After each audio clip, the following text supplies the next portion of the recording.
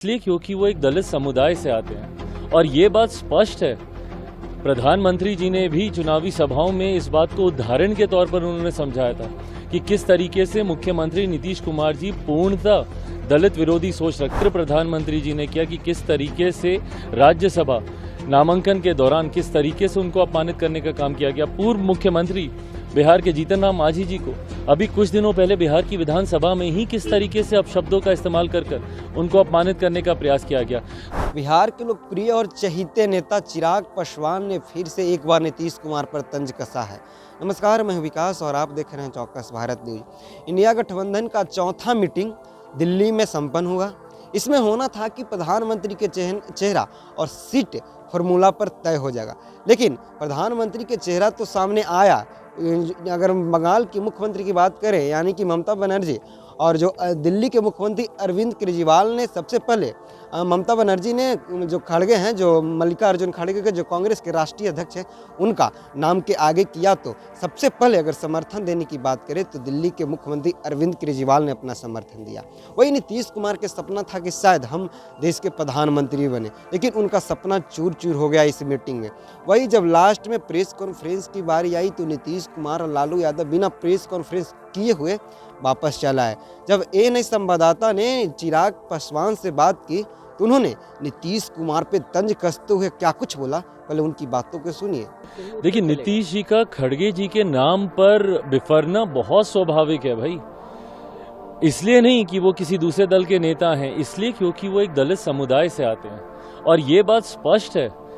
प्रधानमंत्री जी ने भी चुनावी सभाओं में इस बात को उदाहरण के तौर पर उन्होंने समझाया था कि किस तरीके से मुख्यमंत्री नीतीश कुमार जी पूर्णतः दलित विरोधी सोच रखते हैं। मेरे नेता, मेरे पिता आदरणीय रामविलास पासवान जी को अपमानित करने के पीछे क्या कारण था? क्योंकि एक दलित समुदाय का व्यक्ति बिहार की राजनीति में आगे बढ़ रहा था, तो इसको किसी भी तरीके से उनको काटो, उनको हटाओ।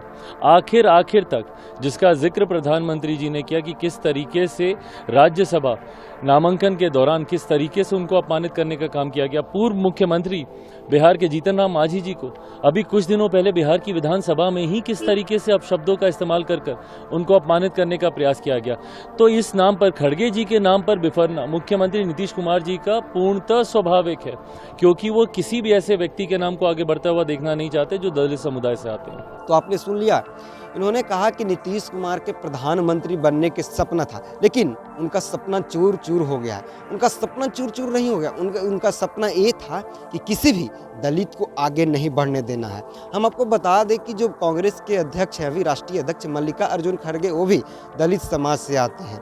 रामविलास भी दलित समाज से आते हैं और जो बिहार के पूर्व मुख्यमंत्री हैं जीतन राम मांझी, वो भी दलित समाज से आते हैं। आपको बता दें, जब बिहार के विधानसभा में शीतकालीन सत्र चल रहा था तो किस तरह नीतीश कुमार और जीतन राम मांझी में तू मैं हुआ था। यानी कि नीतीश कुमार ने तुम ताम ने जीतन राम मांझी को कर दिया था कि तुमको हम ही आगे बढ़ाए, यानी कि मुख्यमंत्री बनाए। आपको बता दें कि जीतन राम मांझी अभी बिहार में जो सदन है उसका सबसे वरिष्ठ, यानी कि उम्र में सबसे वरिष्ठ उस सदन के सदस्य थे। लेकिन नीतीश कुमार के उस व्यवहार के बाद कई जो राजनीति भौचाल होता है पूरी तरह बिहार में छाया गया था। इतना तक कि जीतन राम मांझी और बीजेपी ने मौन धारण करके उससे उन्हें माफ़ी मांगने के लिए, मुख्यमंत्री से माफ़ी मांगने के लिए कहा जा रहा था। लेकिन चिराग पासवान ने कहा कि हमारे पिता यानी कि रामविलास को अपमानित करने की पूरी और आगे न बढ़ने की कोशिश नीतीश कुमार ने किया है। वो पूरी हाथ पर मार लिए कि किसी तरह बिहार को मुख्यमंत्री रामविलास को नहीं बनने दे। लेकिन हमारे पिता और गार्जियन रामविलास ने अपने बल पर और नरेंद्र मोदी के साथ है आज देश के कैबिनेट मंत्री में केंद्रीय मंत्री हिस्सा लिया।